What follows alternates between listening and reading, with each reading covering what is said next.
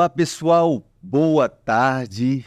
Estamos começando mais um The Success Code, o código do sucesso. Hoje vamos ter aqui uma celebridade. Ele é piloto do Globo da Morte de espetáculos La Perle, em Dubai. Gestor de equipe, investidor. Está aqui em Dubai há 7 anos. Com vocês, Rafael Nino Júnior. E aí, tudo bem? Seja sempre bem-vindo. Muito obrigado por participar. Prazer é meu, você é louco. Prazer é meu. Muito obrigado pelo convite. Rafael, vamos falar aqui então como é que você veio aqui chegar em Dubai. Eu vim de uma história bem longa, né? 6ª geração de artista circense. Então toda a minha família vem do circo. Eu comecei muito pequenininho no circo. Aos 13 anos eu me profissionalizei em Globo da Morte. Perto dos 17 saí do Brasil. Depois de 28 países, quase 17 anos, cá estou, Dubai. Por uma experiência surreal. Muito bacana. Que legal, você primeiro saiu do Brasil para ir para a China, foi? Isso. Eu tive essa proposta de trabalho com 17 anos, 17 para 18. Tive a emancipação da minha família, da minha mãe, do meu pai. E foi muito louco. As coisas acontecem porque tem que acontecer, né? A gente precisava de uma autorização para poder trabalhar na China, por as leis da China de ser 21 anos. Aí uma pessoa no cartório conseguiu fazer isso, fez um teste, né? Falou, vamos tentar fazer esse documento e mandar para o consulado. E aceitaram. Foi por uma situação de ajuda à minha família mesmo, que estavam passando por necessidades. 17 anos, R$50 emprestado, nada de inglês, nenhum idioma, e vamos tentar. Deu certo, depois de um tempo. E como é que foi lá na China? Para mim era tudo novidade. Eu saí, né, do Brasil e é totalmente o oposto. A gente tá no Brasil e aí você chega na China, aquelas luzes, a pessoa falando, você não entendia nada, e chegamos no show, tipo, quando você não tem base de língua, não entende nada. Qual cidade você foi na China? Eu trabalhei, na verdade, em Taiwan, né? Agora é um país, ela é separada. Trabalhei em Taiwan, numa cidade que chama Nantong. Fiquei 6 meses lá, num show. E ali a gente foi criando aquela amizade com os artistas. Tinha da Mongólia, tinha do Quênia. Então a gente ficava brincando e falando. E ali eu comecei a brincar de aprender os idiomas, né? Comecei a tentar falar, como que fala isso? Como que fala aquilo? E aí a gente aprende algumas palavras em inglês, algumas palavras em chinês. E aí a gente vai fazendo aquela arranhada. O chinês é difícil, hein? É difícil. É difícil. A pronúncia é muito difícil, né? Mas a gente vai... Tem coisas que eu não esqueço, hein? Que eu aprendi lá. Tipo, várias coisas eu não esqueço que eu aprendi lá. Tipo? As pessoas falam pra você assim que quer um abraço. Que eles gostam de abraçar, né? Quero abraço, dá um abraço. E daí a gente teve Você lembra como é que fala isso? Eles falam Washan Pau Pau. Washan Pau Pau. Washan é eu quero, né? Washan. O é eu. Teve também, a gente teve que fazer uma vez no ano novo deles, uma ação pra televisão chinesa. Daí a gente ficou decorando lá. E tanto que eu decorei, eu aprendi a falar que era... como que era... Agora me fugiu da memória. Que era o feliz ano novo deles. Chinen Kuai Lo Kong Chi Fat Sai. Esse era feliz ano novo em chinês. Chinen Kuai Lo Kong Chi Fat Sai. E a gente ficava Chinen Kuai Lo Kong Chi Fat Sai. Chinen Kuai Lo Kong Chi Fat Sai. Até decorar.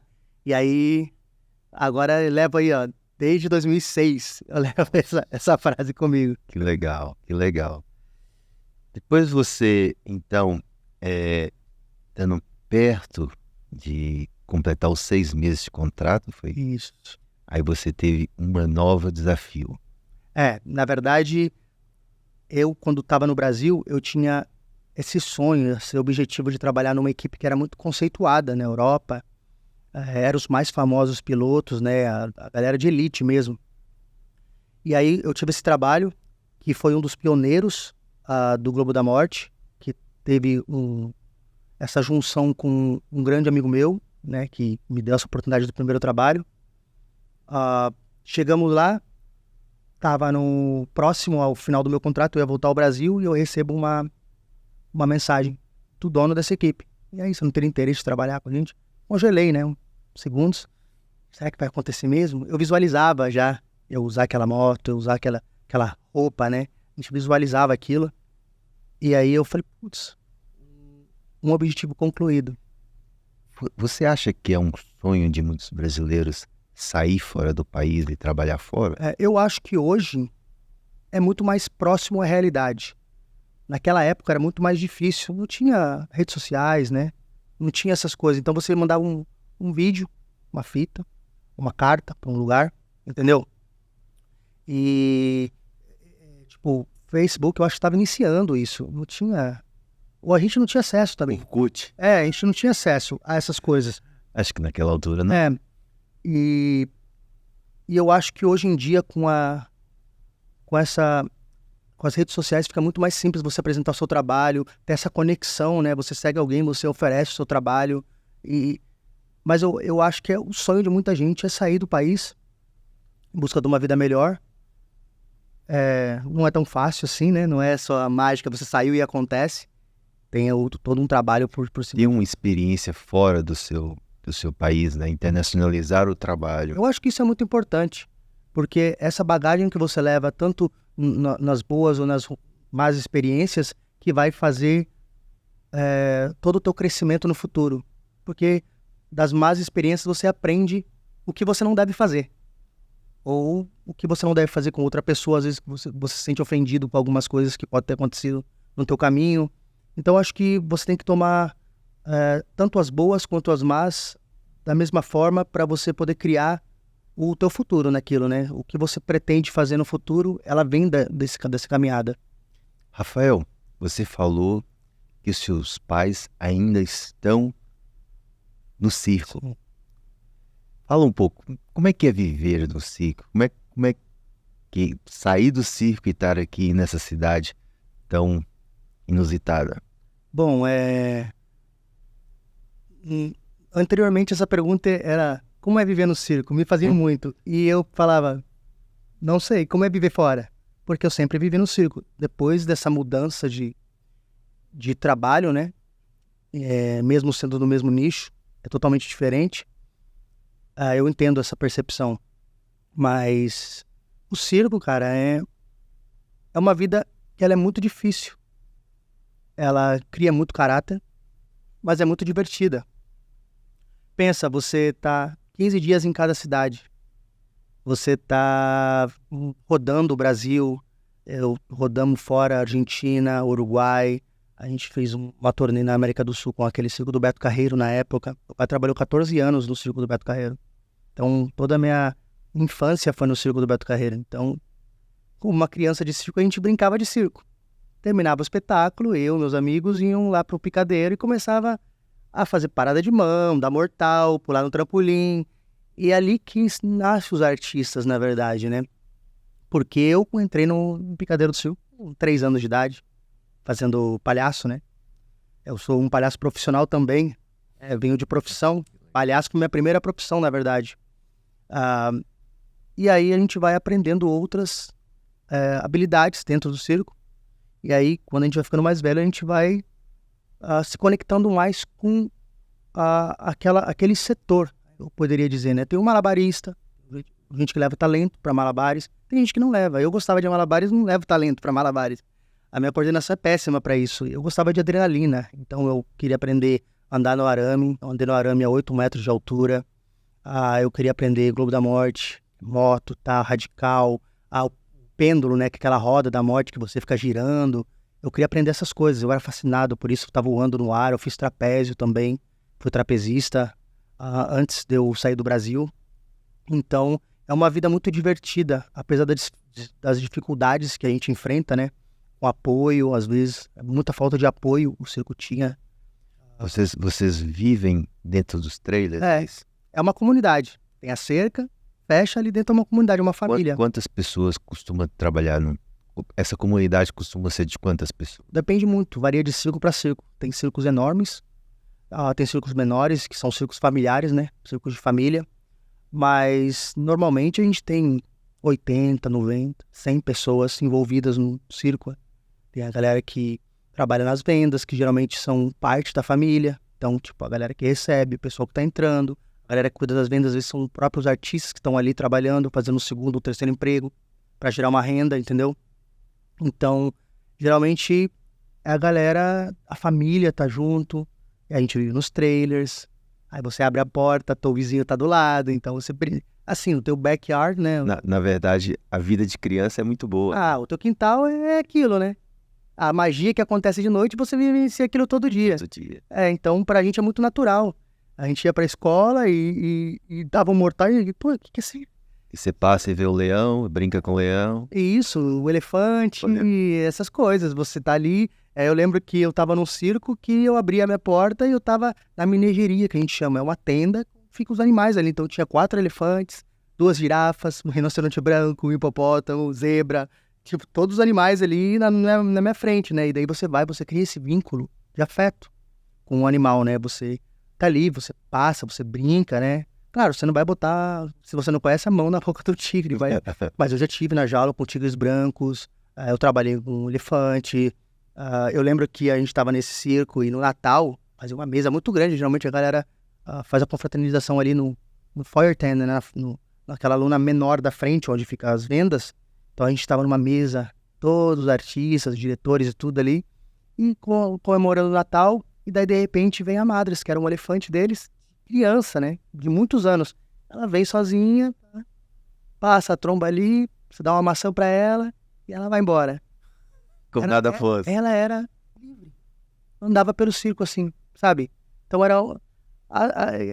na verdade, esse dia pra mim ficou marcado, porque eu lembro de ter os animais ali, tudo, preparando pro show e tudo, aí a gente tem um corredor que leva eles pra não ter acesso, não ter risco, tá? Mas ela era como da família deles. Ela era pet, né? O animal de estimação deles ali.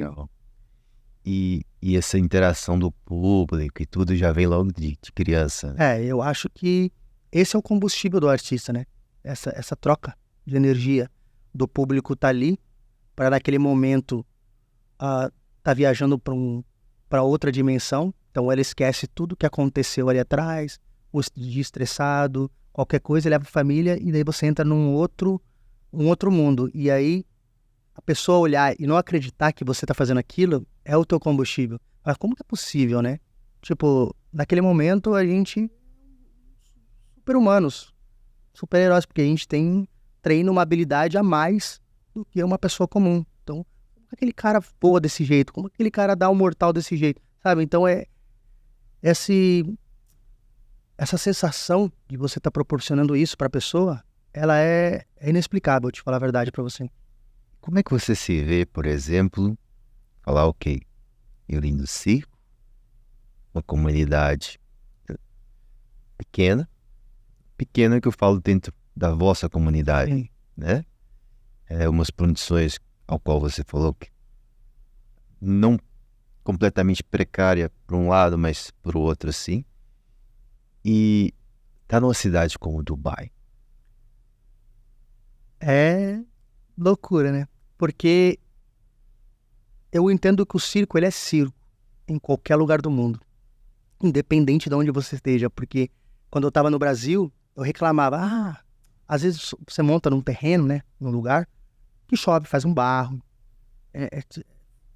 nossa, e você tem a roupa branca pra se apresentar no final do show e tudo, daí você fica naquela tensão. Aí eu fui pra Europa, trabalhar na Europa, ou Austrália também, onde eu trabalhei, chega lá, tem terrenos lindos, gramadinho, tudo. Assim, nesse ponto é diferente, porque o país, ele é receptivo com o circo, entendeu? Então, você chega, tem pontos estratégicos de ser montado, com ponto de água, ponto de energia, tudo certinho. As condições são melhores? São melhores. Mas quando você é novo, você não entende muito isso. Você tem a frustração. Pô, eu tô na Europa, aí você monta um terreno, chove, faz balsa. Pô, é a mesma coisa do Brasil. Isso é a mesma coisa, é circo igual. Mas nesse ponto de condições para você trabalhar, é muito melhor. E outra coisa, você ter acesso a ídolos que você tem. Porque a comunidade circense ela é muito maior do que as pessoas imaginam, né? Tem muitos circos no Brasil, muitos artistas fenomenais. Aí tem muitos circos na Europa, na Ásia, na Oceania. E aí tem muitos artistas que a gente venera. Tem um festival muito grande que acontece em janeiro, que chama Festival de Monte Carlo, é em Mônaco. E até a princesa Stephanie vai, sempre foi, né? E ali os maiores artistas daquele ano se apresentam, e aí tem as premiações, né? O Palhaço de Ouro, o Palhaço de Prata, o Palhaço de Bronze. E aí, quando você ganha um prêmio desse, você se destaca, você fica muito famoso na comunidade, você tem contratos fenomenais, em shows que você sempre sonha em trabalhar. Então é tipo, é como se fosse uma Champions League. É o next level. É o next level, né? É o next level. Inclusive eu tenho amigos que ganharam esse festival, era sempre uma coisa muito limitada aos europeus e aos Circo du Soleil, a galera do Circo du Soleil ia, ganhava porque são atletas extremamente, vêm de backgrounds de atletismo, de Olimpíadas. E aí agora, nos últimos anos, a gente teve os trapezistas que ganharam, brasileiros, né, os Fly Michael, teve vários outros trapezistas. Os trapezistas vêm levando muito esses prêmios. Tem amigos meus que são trapezistas que estão agora no Circo du Soleil que levaram esse prêmio também. Ano passado, um melhor amigo meu, que ele atira facas, ele ganhou um prêmio também. Fiquei muito feliz por ele. Inclusive, ele foi a chave de Dubai acontecer para mim, esse meu amigo. É importante você ter conhecimento das pessoas e amizade, né? Porque ele foi o ponto principal, o início de toda essa trajetória em Dubai acontecer, né? Porque ele estava nessa empresa antes de mim. Então, eu agradeço aqui. Claro. Alfredo Silva, muito obrigado. Que legal. E as condições que você tem aqui, quase como um pódio, é quase como um Champions. Eu vou te falar que, como eu estava te falando, quando você ganha um Monte Carlo, você chega na Champions. Você trabalha em shows, em circos, né? Que são sonhos de qualquer artista. Quando você atinge aqui, o Circo du Soleil, você está acima da Champions. Assim. Na minha percepção. Porque já é um outro mundo. Já não tem nada a ver com o circo. Apesar de você trazer a tua arte circense para aquele lugar, ele não tem nada a ver com o circo. É um espetáculo grandioso. Ele é um outro nível, é um nível totalmente incomparável com o circo. As duas coisas têm sua mágica, só que eu não posso comparar os dois. Vivendo essas duas vidas, eu tenho agora o discernimento de dividir e saber os pontos positivos e negativos de cada lado. No circo tem os pontos positivos e negativos, como trabalhar num show com tanta pressão tem os seus pontos positivos e negativos, porque você trabalha, você tem um sistema de treino, você tem é uma corporação, você tem um horário que você tem que estar ali.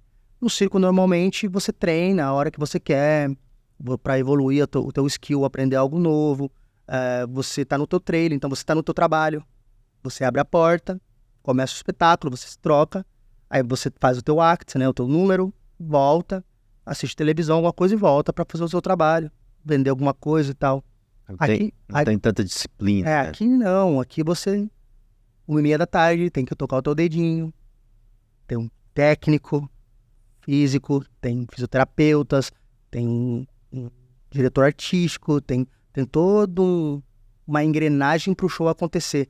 Então a gente tem testes físicos, a gente tem condicionamento físico durante a semana, tem treino de moto, tem um schedule muito largo, né? Muito pesado para você estar fazendo shows logo depois dali. Naquela hora ali, 6h30, 9 horas, você tem os shows, mas antes disso, da 1h30 até as 5h30, você está treinando. Então é uma realidade totalmente diferente que exige de adaptação. É uma exigência muito grande de um artista chegar ali. Para mim foi uma mudança muito radical, assim. Então foi assim, tudo era impressionante, né? Aquilo, o melhor equipamento, tantas motos, reserva, não sei o que, você não mexe em nada e tá. O tratamento é muito VIP, mas o que eles exigem de você é 120%, que você tem que estar ali. E pode falhar. você tá ali sobre treinos para depois, logo depois de noite, você tá mostrando o seu trabalho. Então, mesmo que você está cansado ou não, ali é o momento de você dar o seu 120% para o público, que está ali para te prestigiar. Então, é uma bateria de trabalho muito intensa, gratificante. Só que na adaptação é muito complicado, né? Quando você chega no Brasil, você foi agora e tal, o pessoal te olha como uma celebridade que chegou ali, o cara que tá no Dubai, como é que é? Na verdade, eu não tenho muito essa consciência, né? Eu fico assim, tipo, eu fui agora de férias pro Brasil, eu tava conversando com um amigo, o cara conhecia ali e tal, e beleza, tudo. E aí ele falou de um ano passado, um ano anterior que eu fui, ele estava num circo que eu fui assistir, e ele falando, cara, você chegou, todo mundo falando, ele tá aí, não sei o quê, ele tá aí, vai ver, porque o sonho de muitos pilotos, a maioria, vou te dizer, é trabalhar na nossa equipe. É trabalhar aqui um dia. Uau! E o meu trabalho é fazer o casting desses pilotos. Porque como eu sou o capitão, né, o treinador, além de piloto, a minha função é ter no banco de dados opções. Se caso alguém se machuca, passa por uma cirurgia que pode acontecer, a gente precisa de um outro rider que vai chegar e cobrir esse espaço. Ou alguém decide partir para um outro trabalho, que é totalmente comum. Você tem que fazer essa troca. Você é o gestor. Então, aí entra a parte de treino e gestão. Escolher a pessoa certa, trabalhar a mente da pessoa para não se deslumbrar, trabalhar a mente da pessoa para não se sentir sobrecarregada, porque às vezes na sobrecarga mental você pode causar um acidente. Você pode querer mostrar mais do que você deve naquele momento, sem conhecer todo o sistema, porque é uma pressão muito grande quando você chega novo aqui. Eu tive pilotos novos que eu tive que treinar. É uma pressão muito grande, porque chega um piloto novo. Aí a gente trabalha num dos maiores espetáculos. Tem um globo que é totalmente diferente do convencional. E aí você tem a parte mais pesada para quem chega. A gente está há 7 anos sem um acidente. E isso não é muito comum, você tá tanto tempo sem um acidente que seja mínimo. E aí a pessoa chega e tá todos os diretores, os investidores, o espetáculo sentado ali para ver o teu primeiro treino. Por quê? Porque o Globo da Morte é o highlight do show, né? A galera vem para ver o Globo da Morte, principalmente, né? O espetáculo é magnífico, só que ela gira em torno da apresentação final. Globo da Morte. É o principal. É o principal, né? Que a galera... É a foto sua lá na fachada do prédio. Quando você entra no teatro, é o Globo da Morte tirando nos lugares. É um negócio de foto com uma moto, com o Globo da Morte. Então, pessoal, é o Brasil. O Globo da Morte ele é muito importante pro espetáculo, né? Então a galera chega e eu sempre falo, venho, converso, tenho aquela resenha, né, com o cara. Não, olha, trouxe, tá aqui. Relaxa. Não preciso ver nada demais. Só vai lá e sente. Só faz o seu. Foto, sente o aparelho que é diferente, né? Troca o visual que você tem lá dentro, porque você tem muita referência de visão lá dentro. E aí relaxa, tudo no seu tempo. E eu tomo o tempo que é necessário. Isso que é o bom dessa conexão que eu fiz com a companhia durante os anos, com a empresa, né? Eles têm total confiança no meu trabalho. Então, eu tenho o tempo necessário para cada piloto, né? Porque cada um é diferente. Para cada piloto de ter adaptação para entrar no espetáculo. Então eles me dão essa confiança. Então pode demorar... Vocês são lá 5? 5. Então se um sair, você trabalha com os 4 até ficar pronto para o outro quinto entrar. Isso. Normalmente a gente trabalha em 6. Tem sempre um reserva. Entendeu? Treinado. Então a gente faz essa rotação às vezes. Mas sempre tem alguém que vem e ele tem todo esse processo de adaptação. Tem também as leis de adaptação do teatro, né? Porque ele não chega e treina a moto. Ele chega, passa por uma bateria de exames físicos, passa por um teste físico para ver se está apto a trabalhar 10 shows por semana. Aí tem uma validação para poder entrar no palco. Porque o palco tem muita coisa acontecendo, você tem que entender, faz um tour para entender as entradas, as saídas. Tem todo esse processo. No Brasil ou em outros lugares é assim também ou não? Eu acho que no mesmo sistema operacional é o Cirque du Soleil. Porque o Franco Dragoni, que é o nosso diretor, ele criou os primeiros espetáculos do Cirque du Soleil. Os de Las Vegas, o que era em Orlando, ele foi o criador desses espetáculos. Então, toda essa operacional, essa estrutura de criação, de operação, ela é feita igual do Cirque du Soleil, porque é ele que criou isso. Então, eu acho que o único lugar que você vai ter similaridades é o Cirque du Soleil. E quando você chega também no Cirque du Soleil, é o mesmo nível, você Top. tocou no topo. Dali, você tem que partir para outra, eu acho. Foi o que aconteceu comigo, né? Eu cheguei, olhei, estava muito contente, muito feliz com a realização profissional, mas eu falei, e agora? O que eu faço? Ou seja, você né, quando você foi para a Europa, você participou do Soleil, não? Não participei do Cirque du Soleil. Eu fiz algumas audições como palhaço. Não passei, é muito difícil o processo seletivo, é muito complicado. Hoje em dia, eu acho muito mais simplificado, porque aí entra uma coisa que é essencial. Esse é o essencial. Network. Cara, você tá num show que ele tem o mesmo sistema operacional do Cirque du Soleil, significa que eles têm essa troca de pessoas. O pessoal do Cirque du Soleil trabalha com a gente, o pessoal daqui trabalha com o Cirque du Soleil, e aí fica nesse vai e vem. Eu tive ídolos que eu assisti em DVDs do Cirque du Soleil que dividiram um palco comigo, aqui no La Perle, que trabalharam junto comigo, ou que treinaram alguém que eu falava, esse cara é o cara que eu vinha, meu Deus, sabe? É muito surreal. E hoje em dia, com esse network, você consegue esse acesso. Hoje em dia eu troco ideia com o pessoal do Cirque du Soleil. Falo, olha, sabe, né? Se quiser fazer alguma coisa totalmente extraordinária com o Globo da Morte no futuro, você sabe com quem falar. A equipe tá aqui. E aí, o que acontece? Eu recebi já mensagens, conversas do Instagram e tudo. Não, vamos fazer sim no futuro. O Cirque du Soleil nunca teve um Globo da Morte. Então, eu acho que no futuro, quando eles pensarem em ter, eu acho que eles vão ter essa conexão. Porque é uma equipe que está totalmente acostumada com esse sistema operacional. É muito mais fácil para eles. É uma referência. É uma referência. Alguém que possa operar de uma forma mais simplificada para eles do que todo o processo de adaptação e tudo, entendeu? Então, acho que talvez no futuro próximo, quem sabe? Tudo é possível. Então, eu acho que talvez... Legal. E, Rafael, vou te perguntar aqui, que eu tinha essa curiosidade. Como é que os animais nos circos? O que você me fala sobre isso?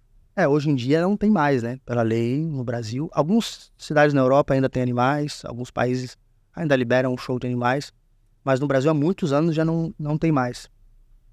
Tem dois lados. Muita gente fala, tem que tirar os animais do circo, maltratado, não sei o quê. Olha, eu vivenciei os animais no circo por um ponto. Por maltrato, não deveriam tirar os animais do circo. Tanto é que a história que eu te falei do Natal, o elefante veio, interagiu com a gente, nunca teve um problema, são animais de estimação deles. Independente do tamanho, o que seja, criaram de pequeno, né? O fato dos animais não estarem no circo foi positivo para a arte circense, para os artistas, né? Eles teve maior valorização de mercado, maior valorização como artista, né? Porque a galera vinha, levava a criança para assistir o elefante, para assistir a girafa, para assistir aquilo, e então os artistas eram o segundo plano ali. E aí, quando teve esse recuo dos animais, os artistas tiveram mais possibilidades, mais valor. Então, acho que isso foi muito positivo para a nossa classe, mas, em compensação, muitos dos animais que foram retirados, seus donos, né, acabaram falecendo nos zoológicos e tudo, porque é que nem você desprender um pet teu, ele vai sentir depressão e tudo mais, porque acaba vinculando. É uma parte da família, né? Eles eram muito bem tratados, alimentação de primeira, o fato deles falar, porque o leão tá na jaula. Claro, vai deixar o leão solto? É impossível. Mas tinha que estar na África, não é um animal adaptado para estar ali. Ele de pequeno foi criado em cativeiro. Ele foi criado fechado. Ah, no zoológico tem mais espaço? Tem, mas ele foi criado daquela forma. Então é muito relativo, é muito polêmico essa situação, porque muita gente é a favor, muita gente é contra, muita gente fala o que não sabe, né? Claro. Bate, e muita gente tem razão, porque eu não posso generalizar que falar que vocês não agredem os animais ou vocês agredem. Porque teve lugares que maltrataram e teve lugares que não. Isso é do ser humano, tem ser humano que é boa pessoa, tem ser humano que é má pessoa, em qualquer segmento. Então eu acho que foi positivo para a arte circense. Desafiou mais o artista, porque ele teve que aprender mais coisas. Ele falou, agora é minha hora, agora eu tenho oportunidade. Então teve esse estímulo criativo, né? E formaram-se artistas incríveis por causa disso. Então eu acho que é um ciclo que se encerrou e abriu para um ciclo novo. Eu acho que foi positivo para a arte. Outra pergunta. E você não sente saudade da parte do palhaço? Eu sinto. Sério? O que eu sinto mais saudade é essa conexão com o público, porque o palhaço ele tem uma conexão direta com o público. A gente trabalha no Globo, o público fica tenso, fecha o olho, tudo. Você tem essa conexão de, caramba, esse cara é louco. Mas o palhaço a gente tá ali. Várias vezes, eu fazia 6, 7 cenas no circo de palhaço. E aí no final do show eu ia tirar foto com a galera. Aí você vê aquelas crianças. Na Austrália tinha esse casal de criança que eles iam todo sábado, de toda a cidade que a gente estava, me trazer flores e chocolate. Eram fãs. E tipo, a gente tem essa conexão. Pra mim, tava pago o meu trabalho ali, sabe? Era sensacional poder fazer isso. Eu sinto muita saudade. Tanto é que eu apliquei várias vezes para trabalhar no Circo du Soleil de palhaço. Aqui, quando a gente chegou na parte da criação do espetáculo, eu fiz uma cena de palhaço pro diretor, ele adorou. Ele falou assim pra mim, eu vi algo. E aí ele sempre falava na criação, vocês têm que entender o palco como um nino. Quando o personagem que entra, ele é um personagem, você tem que entender como você entra e sai do palco. Todo esse timing circense que eu tinha do palhaço me ajudou muito na parte da criação do espetáculo, né? Mas... Tem palhaços? Tem. E era do Circo du Soleil, muito famoso, argentino. Só que o que acontece? O Globo da Morte virou muito maior do que eles imaginavam. Atração principal. O Globo da Morte era pra gente começar o espetáculo. Quando o diretor viu a nossa apresentação, ele falou... Eu lembro que ele falou isso, a gente estava num processo de criação muito intenso. Muito estresse, né? Um diretor criando, tendo que entregar num tempo, ele fica muito estressado. E aí eu lembro que esse dia a gente ia apresentar pra ele a primeira vez, 8 da noite. Tudo muito corrido numa criação do espetáculo, né? Imagina, do zero. E a gente trabalhou e girou. Aí ele chamou todos os artistas, vem aqui. A gente olhou pra ele. A minha noite foi feita hoje. Eu vi o que eu precisava ver. Pode descansar. Foi o primeiro dia que a gente terminou 8h30 da noite. Normalmente terminava 2 da manhã, 3 da manhã. Naquele momento eu falei, puta, a gente fez um trabalho bem feito. E aí, a proporção que tomou o Globo da Morte no espetáculo foi gigantesca. A proporção midiática que isso tomou, porque já teve Globos da Morte suspenso no ar e já teve Globos da Morte que abria no chão. Mas nunca teve um Globo da Morte suspenso que abria. Então a gente está a 8 metros de altura e em determinado momento do show ele se divide em 3 metros de espaço. Como é que foi essa criação? Então, esse design, essa ideia foi desse meu amigo, Alfredo. Ele é um ótimo vendedor. Ele é perfeito para vender. E aí, as coisas acontecem. Lembra que eu te falei lá atrás da Taiwan, da China? Sim. A pessoa fez um documento e quando é para acontecer, acontece. A gente estava trabalhando junto na Austrália e ele fazia o número de facas dele e girava no Globo da Morte, a gente girava junto. E aí eu sempre brincava, a gente estava montando o Globo. Montava o Globo na começo da cidade, a gente brincava. Eu pegava o telefone e falava, putz, ele não me ligou. O Alfredo, quem? Franco Dragoni é o diretor, né, que eu tinha o sonho de trabalhar. Franco não me ligou. Sempre brincava isso. E aí ele fez um casting. Ele fez um casting pro Franco Dragoni. Aí um dia, 10 horas da manhã, ele mandou uma mensagem. Ele me ligou. Aí eu, caramba, não acredito. Ele me mandou um e-mail, né, convite de trabalho. Aí ele, mas eu não vou. Ele tava aplicando uma residência, ele queria morar na Austrália, né. E eu, você tá louco, cara? Aí é a amizade, a irmandade, né. Qualquer pessoa podia ficar, puta, o cara conseguiu ou não, sabe? Claro. E aí eu fiquei muito feliz por ele. Falei, cara, você tem que ir, você tem que ir. E eu insistindo, você tem que ir, você tem que ir. E esse peso da amizade, mais a família dele, tudo fez ele ir. Então ele resolveu ir pra Macau, fazer o número dele, tá? E nesse processo de criação, como o artista circense, ele é multifuncional, quando você vem de gerações, a gente sabe muitas habilidades, né? Como ele também.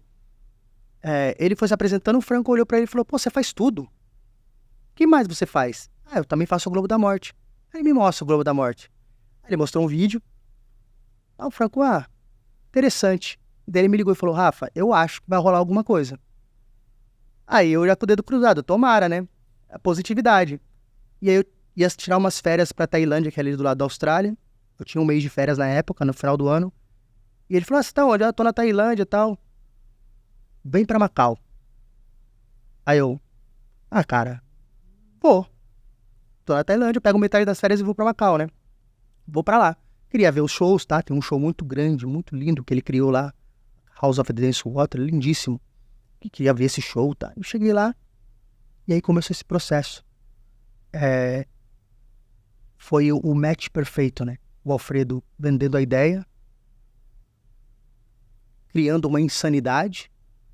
Não, vamos fazer assim, dá várias ideias, sai da água, não sai, assim, sai daqui, usa máscara. Vamos dividir, vamos pendurar e tal. Ele fez todo o design do aparelho e eu fui designado para gerir a equipe, treinar, montar, como que seria a estrutura do número, tudo. Então foi esse link que aconteceu. E aí eu acho que o Franco viu que algo muito bom poderia sair dali. E aí a gente começou esse trabalho, entendeu? Como é que é o mecanismo daquilo que vai... São 8 motores. São 8 motores. São 8 motores... São 6 motores que suspendem o globo e 2 motores que fazem ele descer e subir. E tem um outro de segurança que ele é a bateria. Se caso acontece um problema de blackout, eles trocam o plug e a bateria fecha o globo. Mas mesmo isso foi vocês que pensaram ou não? Isso Tem um engenheiro? Não, aí vem um engenheiro por parte, vem um cara que pesa, que vê todo o sistema operacional, vê o peso no ar, se é possível ser feito, ponto de segurança. Tem coisas que você vai se adaptando e modificando. Quando a gente chegou, o globo abria e tudo mais, e aí eu ficava pensando, putz, se acontecer alguma coisa agora, como que eu comunico? Porque eu tinha um sinal, eu dava um sinal de mão, eles vinham lá em cima e abriam o globo. Mas se acontecer alguma coisa, como que eu comunico? Aí a gente criou um microfone. Coloca o microfone e fala com eles. Escuta, beleza. Mas se eu precisar falar com os caras, como que faz? A gente criou um sistema de todo mundo tá escutando o que a gente tá acontecendo. Eu tô falando ali dentro, né?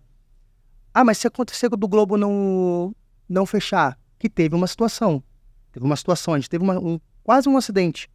No meio do show, o globo abriu, um dos pilotos sentiu que o pneu tinha furado, eu pedi pra parar, pra fechar, a pessoa meio que assustou e travou o sistema. Teve que reiniciar o sistema. A gente ficou 1 minuto e 48 pra fechar. E, tipo, desesperado. E eu ficava, vamos, fecha, não sei o quê. Falei algumas palavras, sabe, na hora do estresse. Claro. E aí, terminou, nada aconteceu, vamos descer. Como que a gente pode melhorar isso? Vamos fazer um sistema de bateria. Então, eu acho que tudo... Você tem que dar o primeiro passo e dali você vai...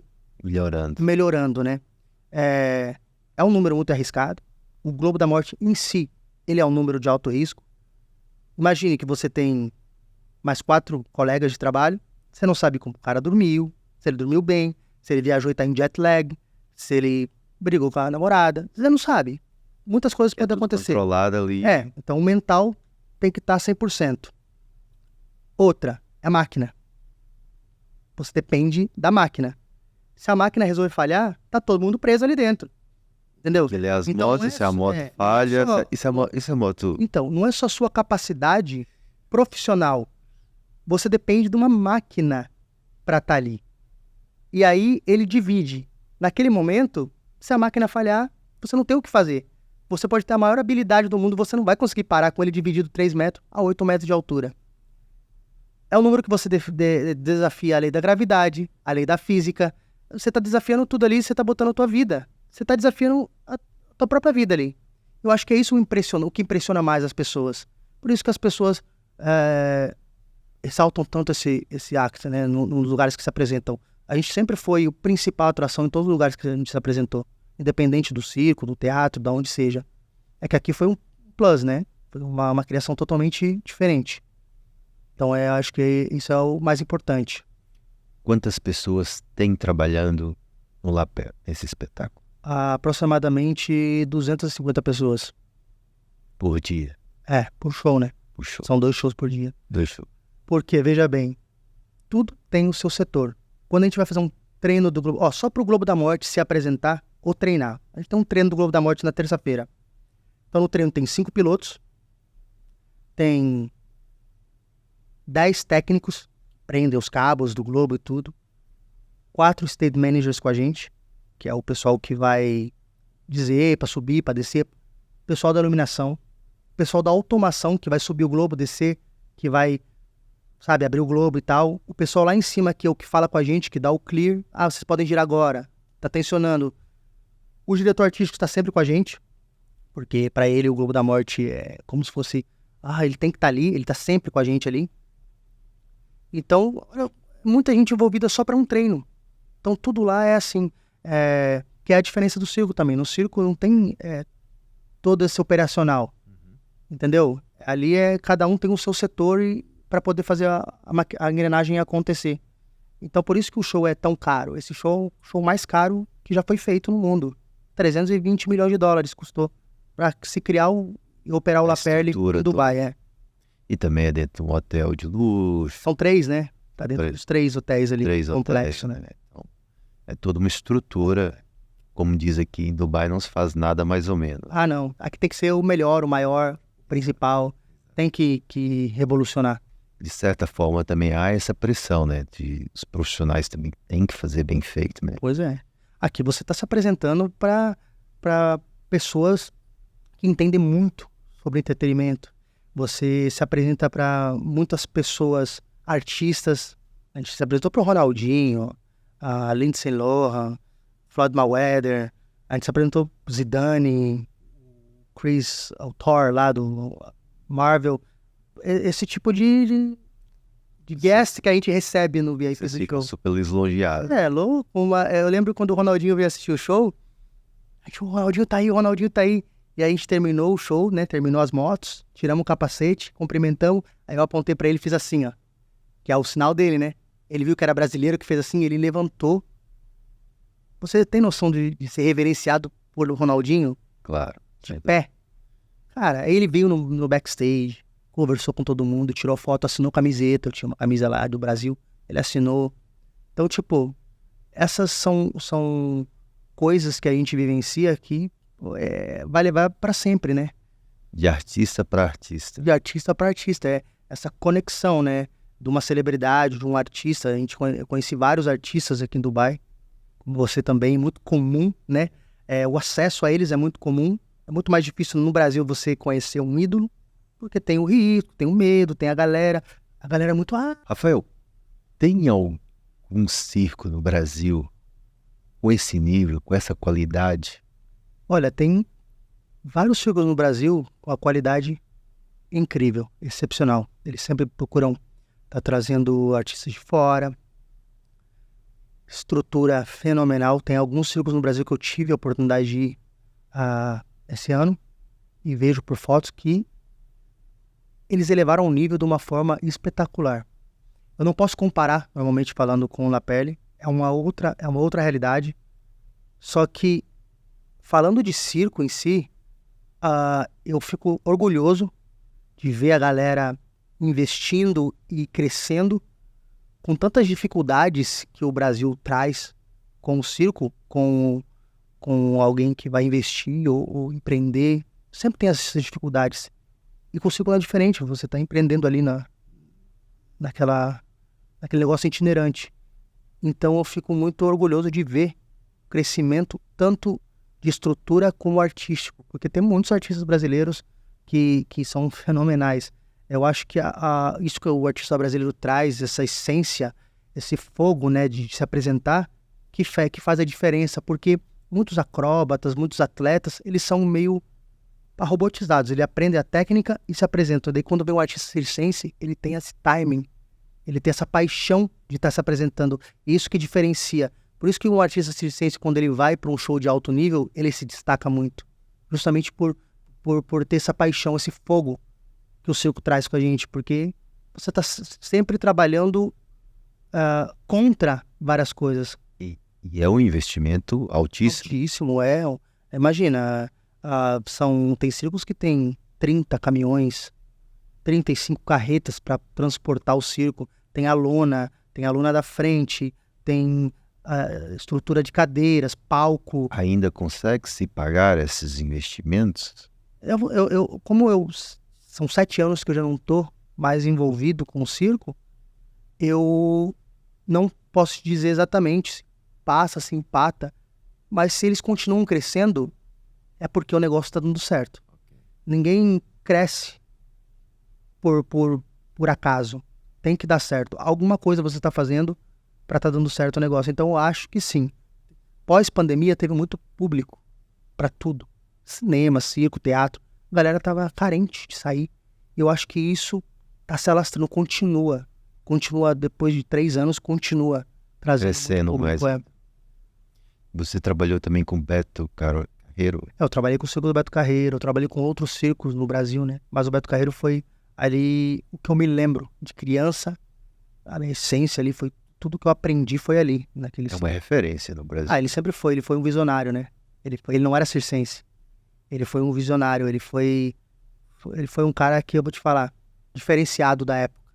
Ele foi um sonhador, ele teve os objetivos e deu os passos para os objetivos e alcançou. Então ele é uma inspiração. Ele é totalmente um cara referência de se motivar. Muita gente não conhece, né? Porque faz muitos anos que ele faleceu, mas a gente tinha ele como referência. Hoje em dia, entendendo mais sobre negócio, ele é uma das grandes referências que eu tenho, assim, como um cara que venceu. Empreendedor, é. Legal. Rafael, como tem sido a sua experiência em Dubai, em geral? Cara, no geral, é uma experiência fantástica, né? Parece que você é transportado para um futuro muito distante. Essa é a impressão que eu tenho. Às vezes eu ando aqui na Shakespeare Road, na avenida principal, eu me faz lembrar o desenho dos Jetson, né? Aqueles prédios e arranha-céus. Então, é uma experiência fenomenal no campo profissional, pessoal, né? Pessoal principalmente segurança que você tem, oportunidades, né? Agora tenho minha esposa, que botei meu filhinho daqui 2-3 meses, mais ou menos. Parabéns. Obrigado. Então, aqui acho que é um lugar muito bacana para poder se criar uma criança, né? Ter uma família. Você não tem muito acesso a essas coisas ruins que acontecem. Você é meio que blindado dessa realidade pesada que a gente vive normalmente em outros lugares. A segurança é o mais importante quando você tem uma família, ter a segurança, saber que você vai trabalhar, tua família está segura em casa, você vai voltar, eles vão estar no mesmo lugar, entendeu? Então eu acho que esse é o ponto principal de Dubai. E o segundo ponto é o acesso às pessoas. Às vezes você está tomando um café e as pessoas são muito acessíveis aqui, eles gostam de falar, tudo bem, como que tá? E você, tudo bem, então o que você faz? Eu sou um artista. Mas o que você faz? Eu sou um empresário no ramo de arte, eu sou um empresário no ramo de Mônaco. Você conhece essas pessoas que é totalmente fora de uma realidade que você era acostumado. E eu acho que o fato de ter conexão com essas pessoas que faz você derrubar aquela parede de limitação que você tem, porque quando a gente cresce e vive num determinado círculo, você sabe que o teu máximo é aquele ali. Qual é o meu máximo? Ser um artista internacional, ou trabalhar no Cirque du Soleil, ou trabalhar no La Perle.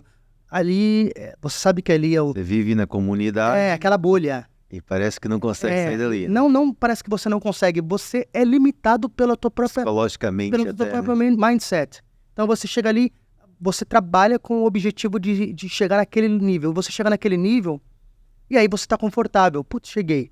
Tem gente que cheguei. Beleza. E aí, quando você tem acesso às pessoas, você entende que aquela bolha furada é um universo de oportunidades. E aí que eu comecei a ter acesso e curiosidade de entender sobre o outside, o que tem por fora do mundo de entretenimento. E aí foi quando eu comecei a... O que sai fora do circo? o que tem fora dessa vida que eu tô acostumado? Pô, é muito legal. Cheguei no meu sucesso profissional, atingi o meu objetivo, cheguei até mais do que eu imaginava. Mas e agora? O que eu vou fazer? Eu nunca fui acomodado. Eu sempre quis mais. Eu sou muito grato pelo que eu tenho, mas nunca satisfeito de onde eu tô. Então, isso aí me pega às vezes, porque às vezes eu tô num lugar e eu tenho que olhar para trás e ver como que era. Porque às vezes eu falo, não tá bom para mim, eu preciso de outra coisa. Porque eu tenho esse negócio de, eu preciso entender, eu preciso de outra... Sabe, eu nunca tô satisfeito de onde eu tô. Eu acho que é um ponto positivo de você estar sempre querendo crescer. E aí eu tive acesso a outras informações. Eu parei de estudar muito cedo, né? Devido a estar no circo, eu parei de estudar muito cedo. Mas eu sempre fui curioso. Então eu queria... eu vi aquele cara, conversei com um cara lá e o cara é milionário. Milionário? De quê? Como que eu fico milionário? Como que eu posso ficar milionário também? Eu quero ser milionário. Eu sempre tive esse negócio de querer ter sucesso financeiro. Isso foi, acho que o meu combustível maior, de não passar pelo que a minha família passou, de não passar naquilo que eu vi, entendeu? Então eu falava, eu quero ser um milionário. Eu quero R$1 milhão. Eu vou ser milionário. Pra mim, R$1 milhão, você era milionário. Então eu comecei a trabalhar, como que eu vou fazer isso? Aí comecei a me conectar com as pessoas. Mas o cara, ele tem uma empresa. Mas o cara, ele faz isso. E eu comecei a tentar entender como que faz e curiosidades. E eu lembro que uma vez eu escutei uma coisa que ficou gravada na cabeça. Você só consegue chegar num objetivo financeiro se você diversificar. Nunca coloque suas coisas numa cesta só, teus ovos, né? Então eu comecei, que funciona investimento? Comecei a fazer curso, a ler, comecei a procurar fazer negócios. Primeiro no meu ramo, né? O que eu posso fazer? Precisa de um Globo da Morte em algum lugar? É o que eu sabia, né? Vamos colocar um Globo da Morte aqui, vamos na frente da tua loja, né? Esse negócio aqui. Depois eu comecei a entender que tem coisas por trás disso. Aí me identifiquei com investimento. Aí procurei investir em algumas coisas em Dubai.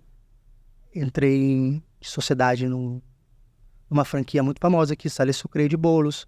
Por 3 anos, tive 3 lojas aqui. Tive um bom profit, recebi um bom lucro. E aí não estava mais contente com aquilo, queria investir em outra coisa. Queria investir em outra coisa. Criptomoeda começou a me seduzir, né? Comecei a ficar fissurado naquilo.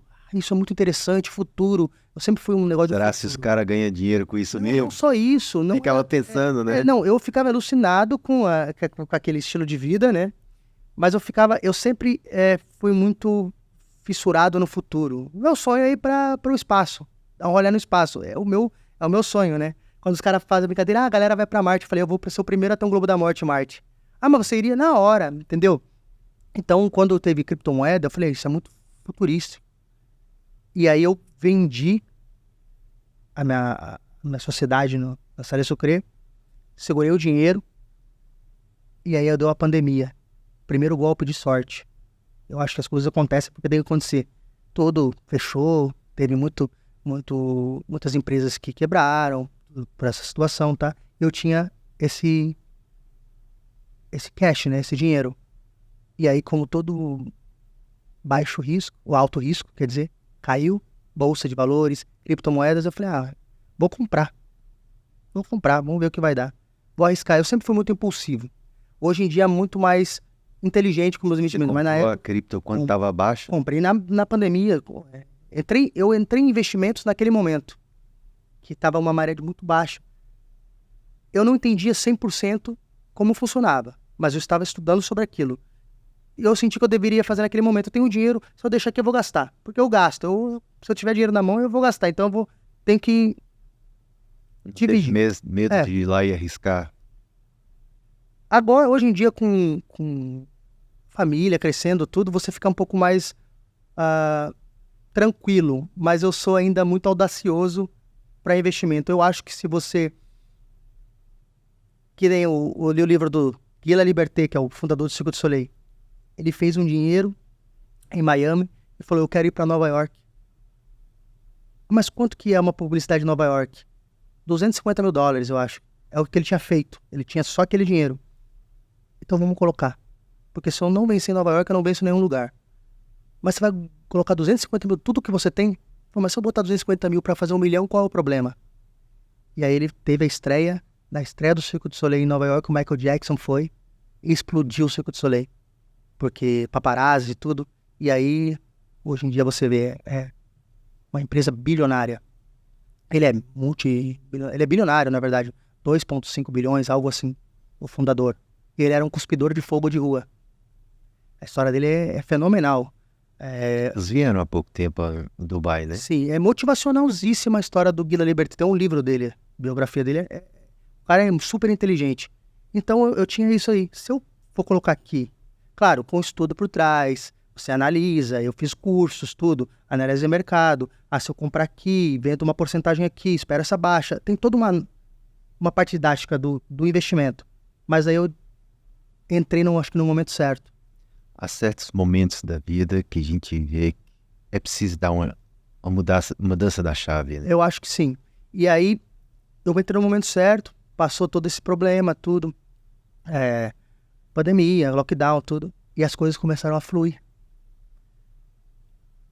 E aí você tem uma outra virada de chave, que é... Você acha que chegar naquele certo valor, ou naquela... vai mudar totalmente. E daí você entende que não é sobre dinheiro. Não é...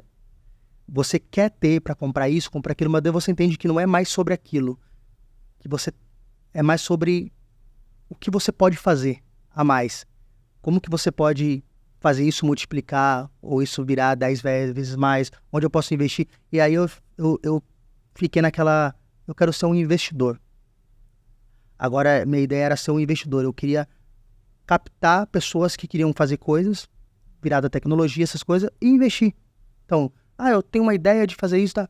Vamos investir aqui. Sabe, entender como funciona. Eu, às vezes, não entendo o operacional, mas eu quero dar o apoio para aquela pessoa que tem um sonho conseguir fazer. Você tem que entender também, fazer uma análise, se dá certo, se não, você não pode jogar dinheiro fora. Mas eu acho que a cripto, ela realmente, ela é muito arriscada. Você tem que entender muito o que você faz, deixar a emoção de lado, porque eu já perdi muito com emoção. Tá subindo, vou vender, e aí ele cai, você, sabe, nesses Costuma-se pulos de dizer mercado. que você precisa ter estômago, né? Não, você precisa ter um nervo de aço. Teve vezes que eu já fiquei a madrugada virada esperando candles para mim poder fazer operações, sabe? Tipo, é loucura, mas eu acho que é o processo. Você passa por esse negócio de ansiedade até entender que é longo prazo, que você você colhe hoje, você planta hoje para colher lá no futuro, que as coisas acontecem no tempo correto, no seu tempo, que a minha trajetória, o overnight success, que muitas pessoas falam, você tem acordou e tá bem, sabe? Aquela noite, o overnight, né, o dia pra noite, aquela noite foram 10 anos de trabalho duro. Então, se eu demorei todo esse tempo para poder atingir o meu sucesso profissional, porque o meu sucesso profissional na minha cabeça eu atingi meu sucesso. Isso é o estado de espírito. Por que eu não posso esperar esse tempo para poder atingir um outro tipo de sucesso? É um bolo que a gente vai montando até Tem chegar. paciência. Até chegar ao topo do bolo, você vai montando, vai fazendo as bases. Agora esse pedaço, agora aquele, agora aquele. Aí quando você chega na cereja, no topo do bolo. Mas daí aí que é a pergunta. Quando você bota a cereja na topo do bolo, e agora? Tem que partir para o novo desafio. É isso que é o interessante, o desafio. Tem que ser desafiado, porque é ali que você vira um camaleão. Be water, né? Que o Bruce Lee falava, você é a água, você tem que ter a habilidade de se adaptar em qualquer lugar.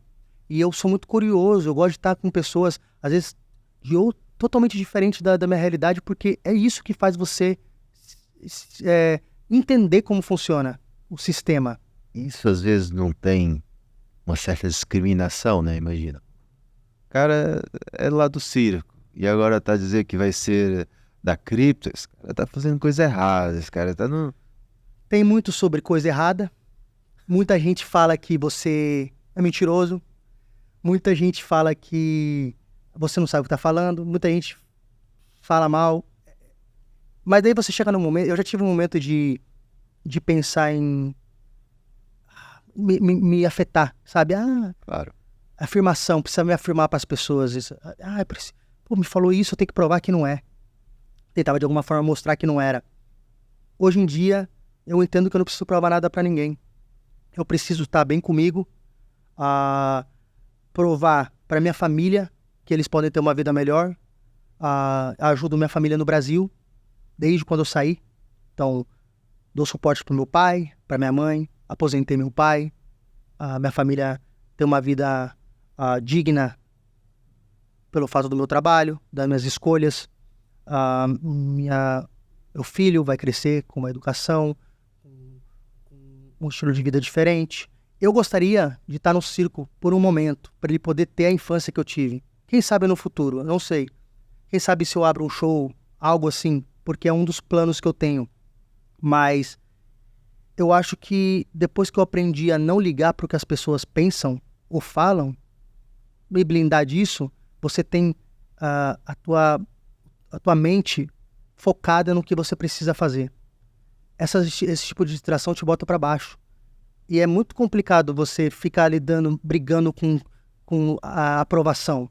Preciso mostrar, preciso... A questão é que há muitas coisas que são novas para tudo, né? Se uma pessoa hoje me liga e fala sobre investimento, não sei das quantas, meu pai e minha mãe não me ensinou isso. A gente não aprende isso, Eu não fiz uma faculdade de economia. Criptomoeda, nem no tempo dos meus pais, dos economistas, não existiam. Né? Então, na verdade, só estudando, só buscando conhecimento, que você entende o que é o certo e o que é errado. Desde que segue os valores, né? E sabe o que é certo, o que é aos princípios básicos. Eu acho que, no geral, o mundo é cheio de tentações. O mais fácil nem sempre é o fácil. O preço que você vai pagar para ir num caminho mais fácil, ele é muito mais difícil do que a pessoa imagina. Eu sempre tive comigo meus princípios. Nunca passar por cima de ninguém. Eu tenho o meu valor. É o meu valor. Se você quer contratar o meu trabalho, o meu valor é tal. Eu posso te proporcionar isso, isso, isso. Eu trabalhei, eu me dediquei para ter o meu valor. Se a pessoa, você acha que aquele é o mais barato, é melhor para você, eu não vou me sentir ofendido de você estar pegando o mais barato. Às vezes é o teu budget, o que você pode fazer. Mas entenda que cada um tem o seu valor.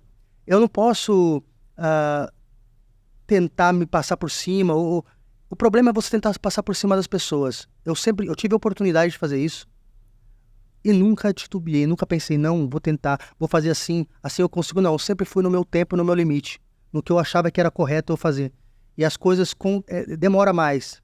É muito mais complicado. Que nem uma vez eu vi uma foto na internet que é aquele do cara cavando embaixo da areia lá e tem os diamantes na frente. Ele tá cavando e ele desiste nas duas últimas machadadas ali para abrir. Então acho que às vezes você tem que passar pela dificuldade, porque é a dificuldade que vai construir o teu caráter e fazer você entender que quando você chega num determinado ponto, no objetivo que você tem, você vai saber fazer as melhores opções quando você está naquele lugar. Porque não é só ganhar dinheiro. Você pode ganhar dinheiro, mas o que você vai fazer com o dinheiro? Essa é a pergunta. O que você vai... eu quero R$1 milhão. Tá, mas se você ganhar hoje R$1 milhão, o que você vai fazer? Aprender a investir. Você tá entendendo? Não só... você tem que entender o que você quer fazer. Primeiro, eu quero ser rico. Tá bom, você quer ser rico. Eu pergunto muito isso para as pessoas. Eu quero ser rico. Pô, você quer ser rico, mas quando você for rico, 1 milhão, 2 milhões, o que você vai fazer com esse dinheiro? Qual que é o teu propósito?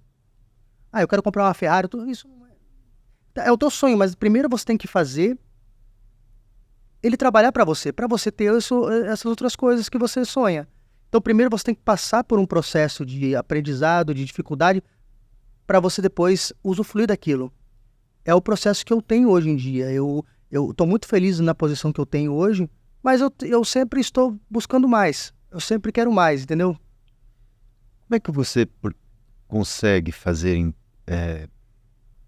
é que você consegue fazer a conexão de gerir as pessoas? O que você consegue trazer de gerir as pessoas dentro do seu grupo arriscado para o empreendedorismo? Toda essa bagagem que vai juntando para poder colocar em prática o conhecimento. Eu acho que às vezes a gente aprende novas coisas onde a gente menos espera. Quando eu vim para o show, foi totalmente novo para mim. Então, passei por várias dificuldades até entender que eu tinha aprendido a ser um gestor. Antes eu era um treinador. Eu tinha um sistema de treino, meu foco era não ter acidente, e eu treinava. E depois, com o dia a dia, porque como eu disse, quando você está no circo, você sai do teu treino e vai trabalhar. Mas ali a gente está o dia a dia, da 1 da tarde até as 11 da noite junto. E aí sempre tem conflitos, divergências de pensamento. Então, ali eu fui aprender o que é gestão de equipe. Ali eu fui aprender que não é porque você tem uma posição que você está sempre certo. Ali eu fui aprender, porque às vezes o ego ele fala mais alto. E todo mundo falha no começo que você tem um certo tipo de poder, isso é comum. Eu tive essas falhas de falar, não, é do meu jeito, é assim.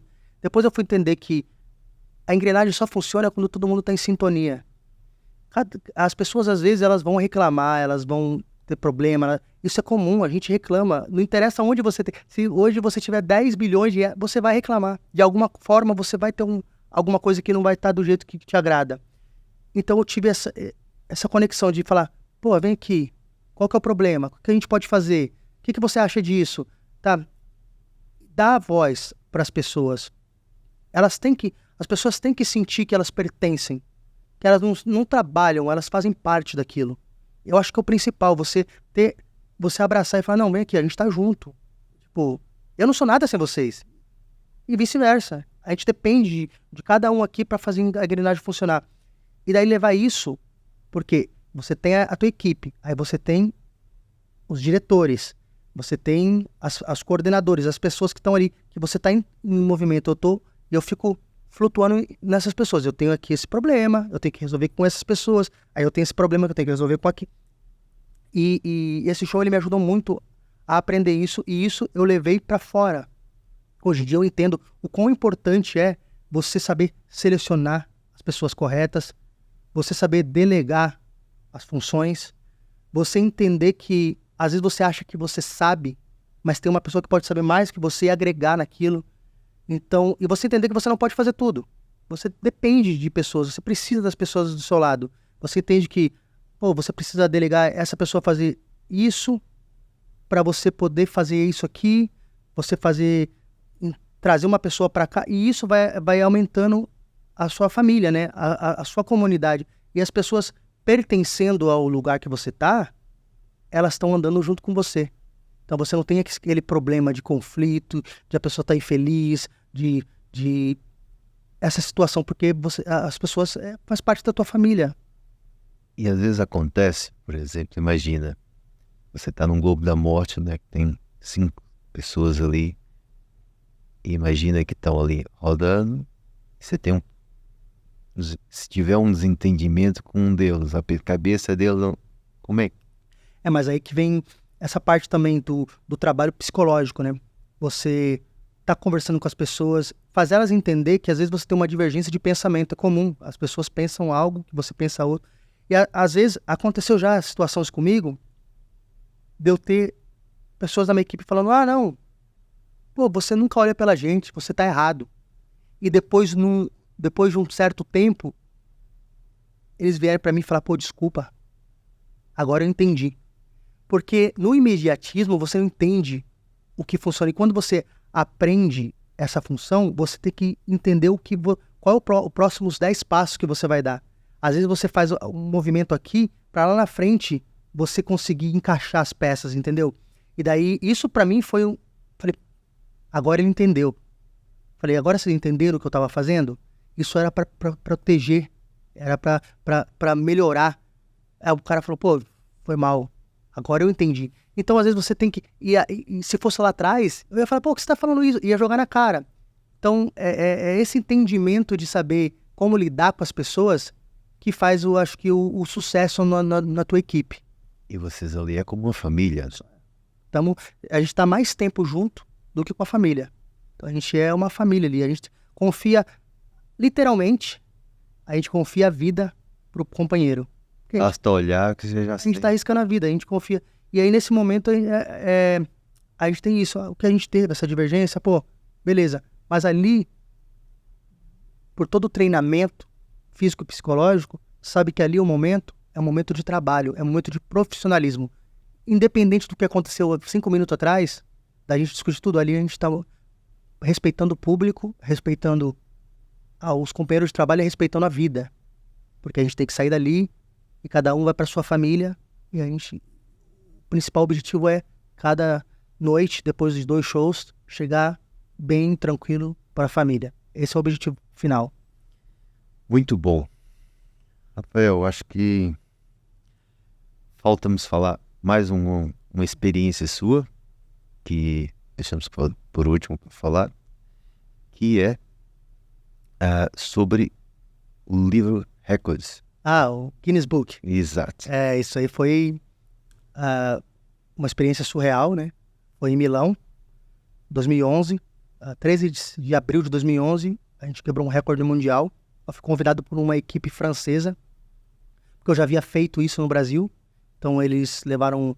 Ali foi minha primeira experiência como treinador, né? Eles me levaram ali para explicar como que era feito o movimento.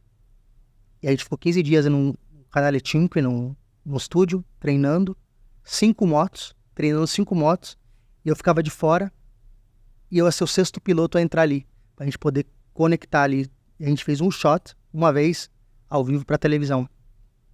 Foi uma experiência, assim, tensa, mas gratificante. A confiança que eu tive tão novo. Ser o único brasileiro, que era todos europeus, então eu fui o único brasileiro a ter um recorde nessa modalidade.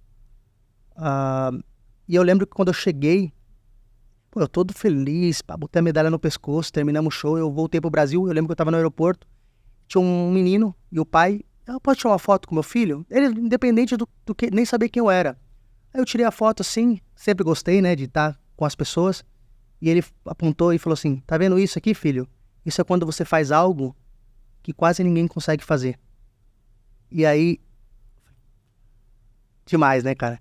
Então, esse recorde a gente segue com ele desde 2011 e ali também foi Até hoje vocês são recordistas. Sim, e ali foi um recorde de 6 motos, uma mulher parada no meio, no menor globo já construído, 4 metros. Eles foram metódicos, mediram o globo, mediram as motos, tudo oficializado, medalha, certificado, tudo. Isso foi muito importante também pro segmento da minha carreira naquele momento, porque eu usava muito ao meu favor. Chegava num lugar, que me contaram, tá, você pode usar o Guinness Book de publicidade, tem um piloto do livro dos recordes, tudo. Então ali eu já comecei a entender o maquinário do negócio, não artístico, como um produto. Eu era um produto, e quando você é um produto em tudo que você faz, você tem que saber se vender. Independente do que você faz, você tem que tentar se diferenciar de alguma forma e vender da melhor forma possível. E aí eu usava o Guinness Book para vender o meu produto. E ali eu comecei a caminhar para onde eu tô hoje. Que legal. Parabéns. Obrigado. Agora, pra gente finalizar, o que é o código do sucesso para você? Bom, eu acho que são vários fatores o código do sucesso, né? Eu acho que principalmente é